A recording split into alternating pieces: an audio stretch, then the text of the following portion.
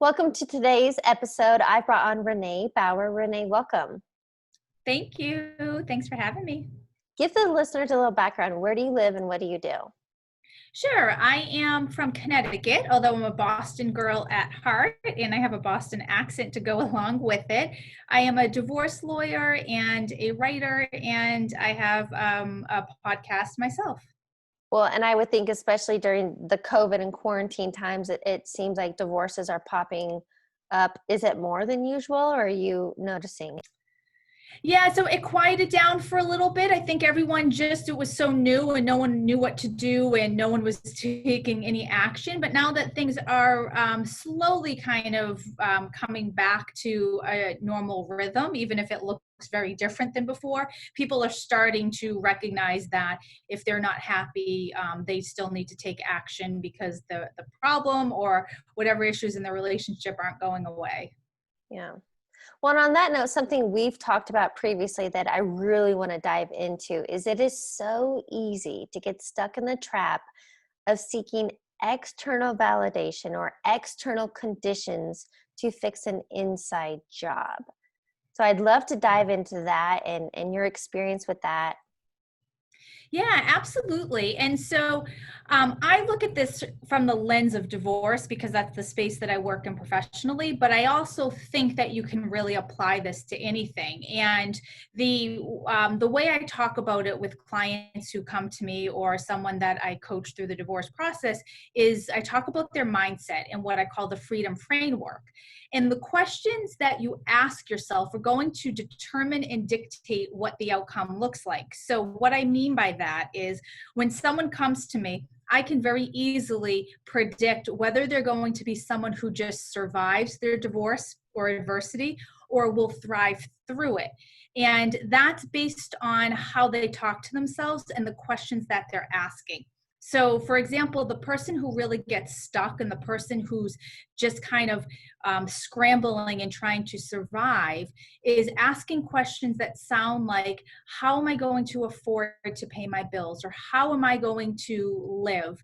And what they're doing is they're looking for an external answer. So they're going to turn to their lawyer, they're going to turn to their soon-to-be ex-spouse to provide answers to these questions.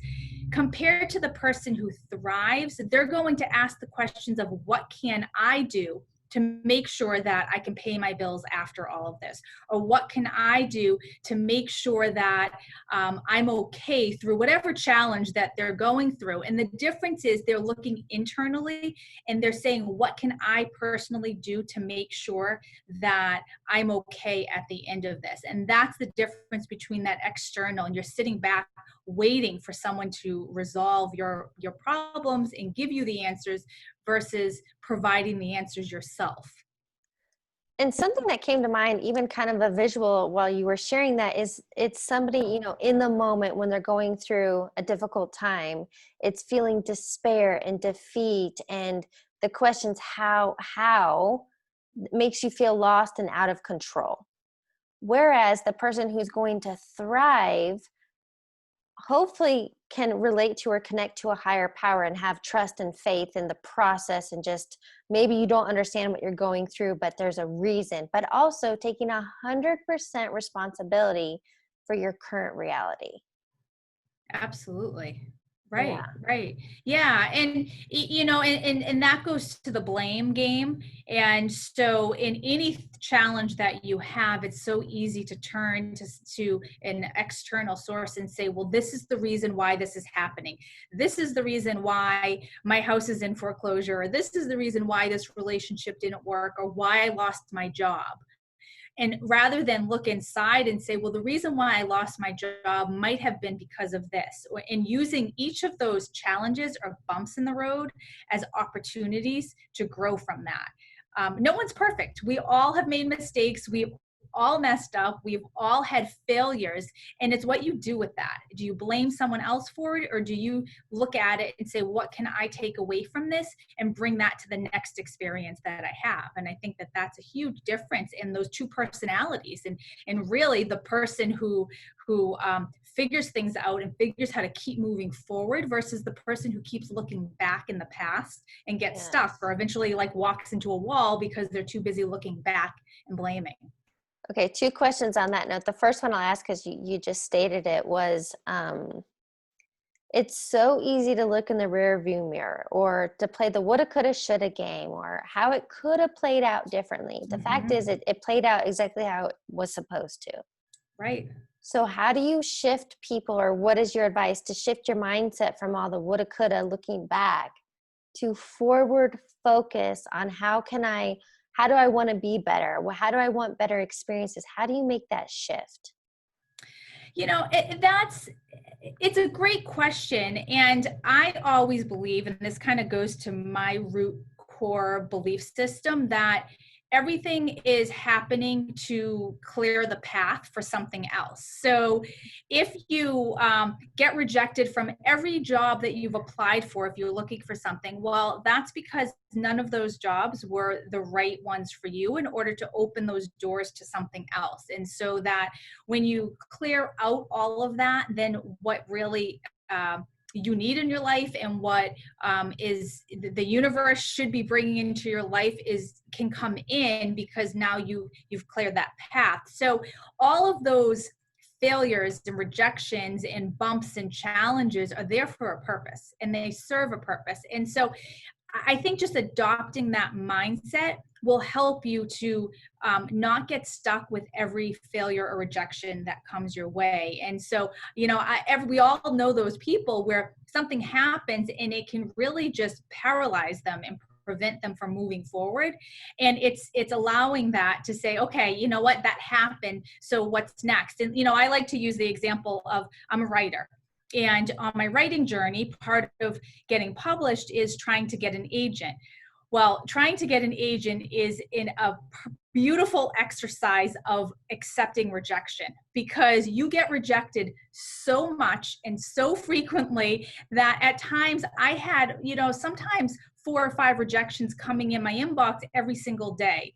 And so you can either throw in the towel, say, that's it, I'm never writing another word, or you can keep moving forward to the point where you find the right agent or the right publishing company who's going to be the biggest champion of your work.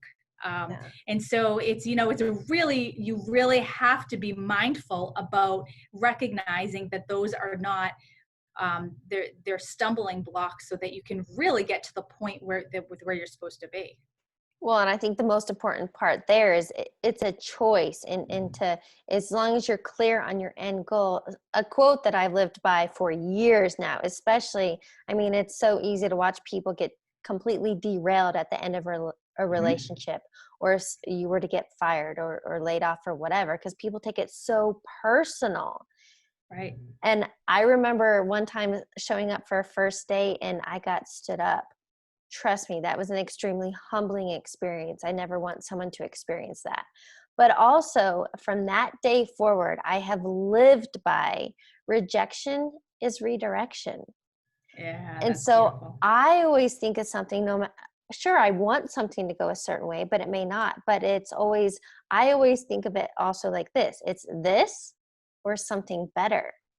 Yeah. So again, I think it's the way you phrase it and your perspective, but it's choosing. Rejection is redirection. And then it's always like, oh, I get excited. It's more like, oh, I wonder who I'm going to meet instead. Or for you, I Right. wonder what agent, who's going to, what avenue this will lead me down. And so I think it's just trusting and having fun with it. And I think not taking life so seriously. Yeah, and it's creating a habit too, because you have to consistently think like that and have those conversations with yourself, not just every once in a while. It's every day you have to have those Yeah. conversations in order for them to really become part of you and become part of your thought process. Well, and something you touched on that maybe what you just tied in there was the conversations we're having internally. Because I know, especially working with clients and even conversations I have with friends and family, is most people's internal dialogue is, I'm not enough, I suck at Mhm.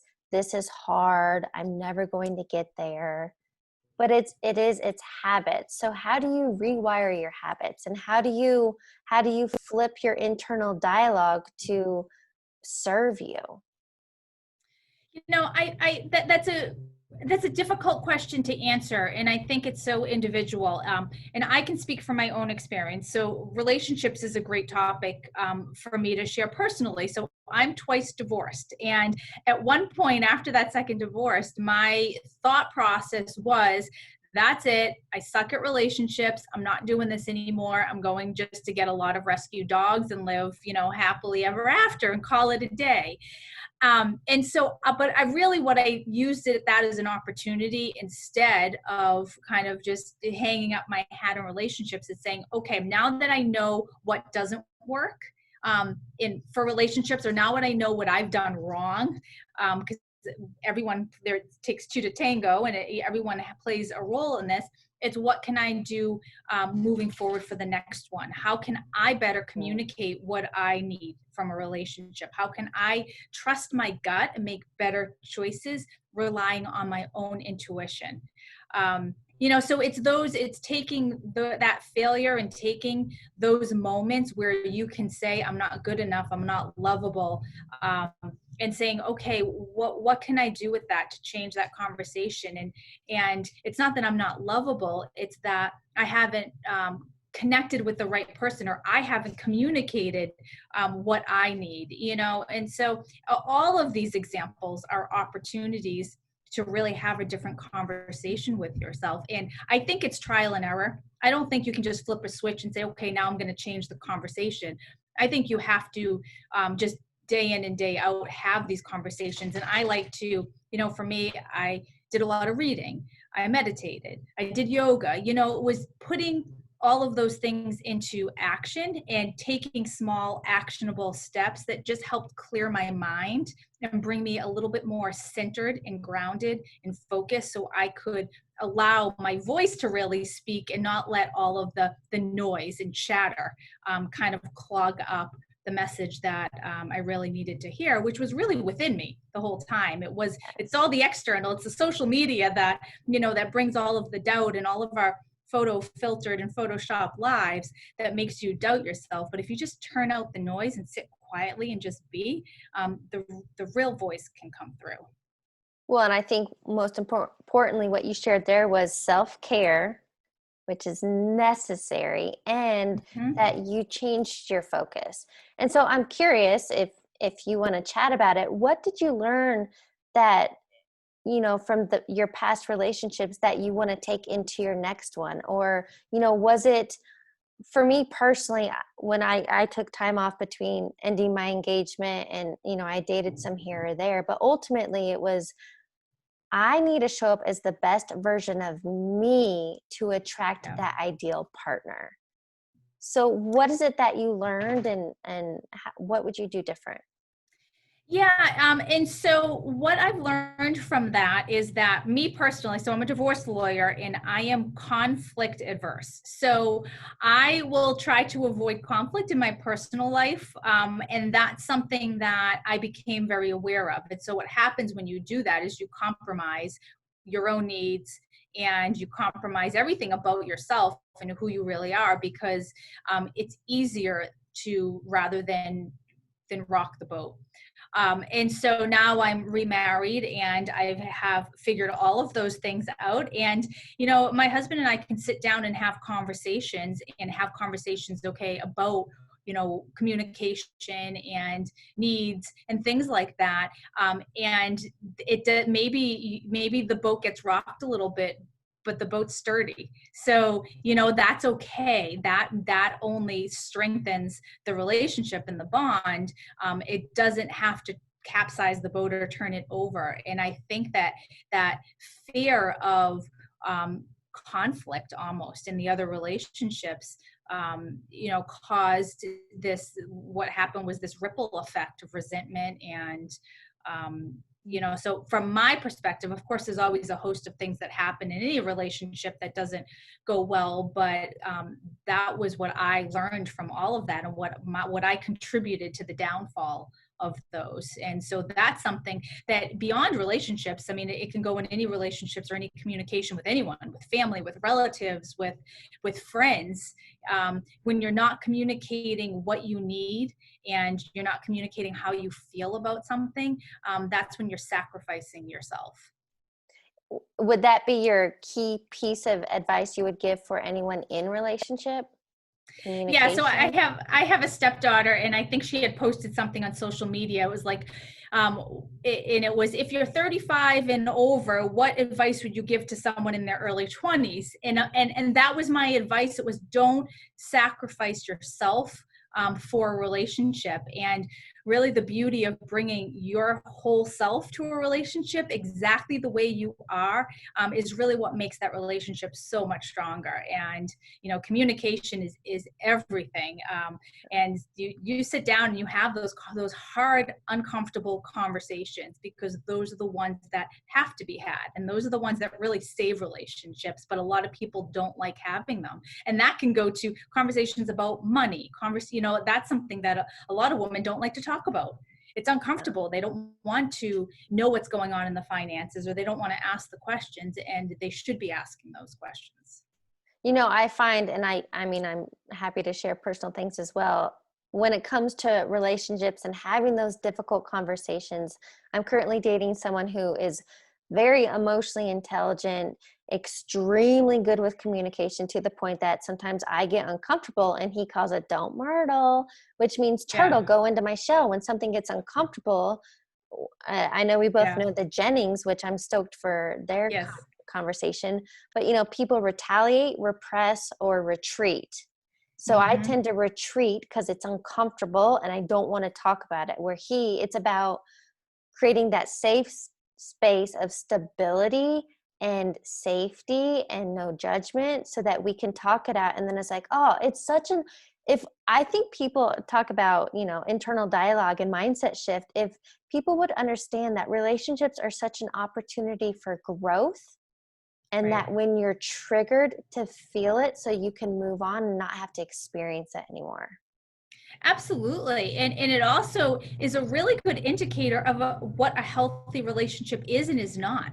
And if you can't have those conversations, and if you can't communicate and feel safe having those uncomfortable conversations, then that might be a sign that there either work has to be done, and maybe it has to be done in a professional setting, or maybe this isn't the best relationship for you to be in, because you're repressing your feelings, and you don't trust that you can bring that information to the table, and it's going to be received.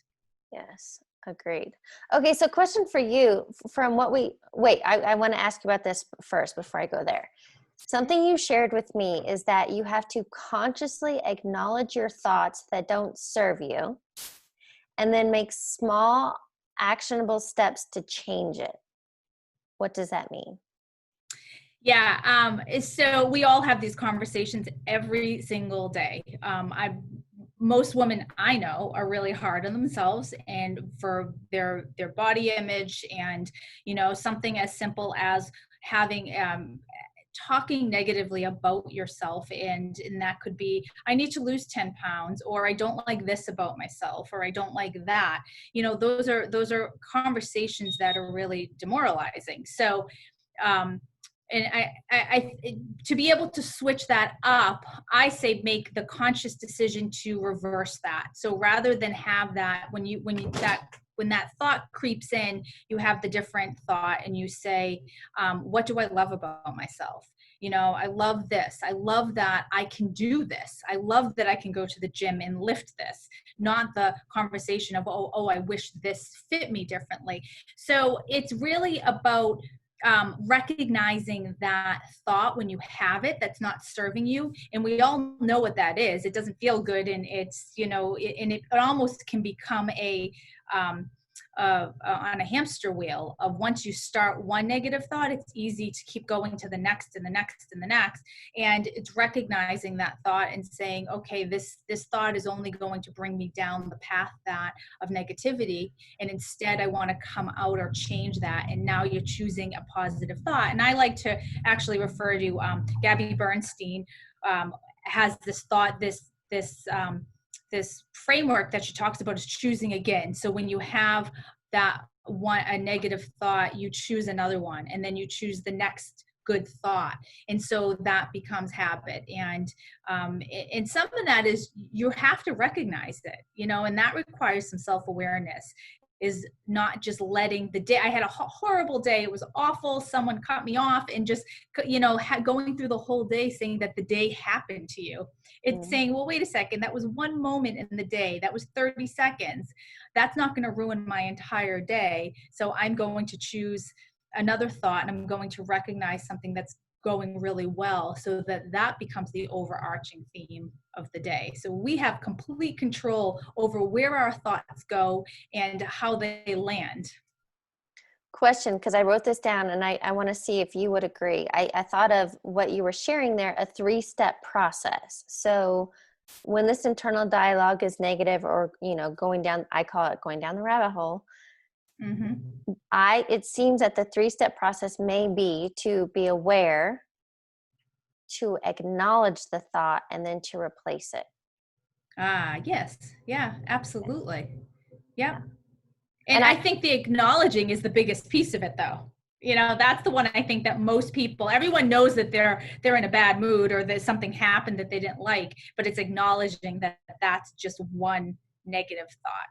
And so then what do you do with that? And that's we're at the fork in the road. What do you do with that thought? Do you let it continue on? So at the end of the day, you're walking into your house and slamming down your bag, and you're like, oh, it was awful. Or are you going down the path, and you're going to pick something else. Well, and even on that note, on acknowledging, it's what meaning do you attach to that thought? That's where it really goes deep. Because thoughts are just that. It's just, my mom taught me early on when I started meditating is, because people think meditation is this quiet space with no thoughts. And I'm like, it was the opposite for me. Yeah. And my mind would race. And so my mom taught me to think of thoughts as clouds and let them pass by.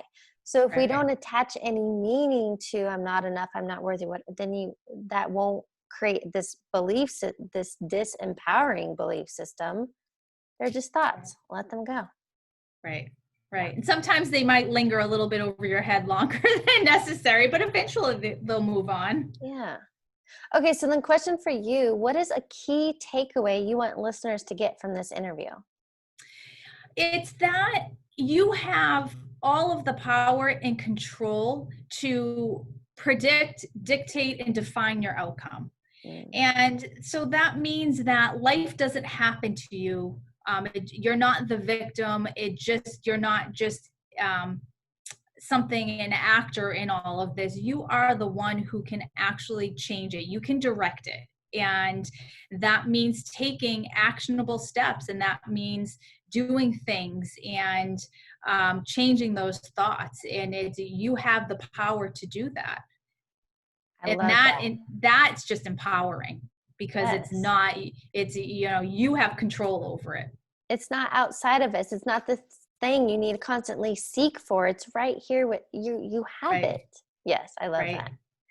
Okay, so a couple questions for you to wrap up the interview. The first one being, what is a quote or motto that you live by? So I have, I believe it's Eleanor Roosevelt that said some version of do something every day that scares you. And I paraphrased it, and I'm sure she said it more eloquently, but what I love about that is what it means is be uncomfortable. So do things that make you uncomfortable. And for me, like public speaking is this love-hate relationship. Like it makes me so uncomfortable and I love it, but I will continue to do it. So it's like I will never turn down an opportunity to put myself in that situation.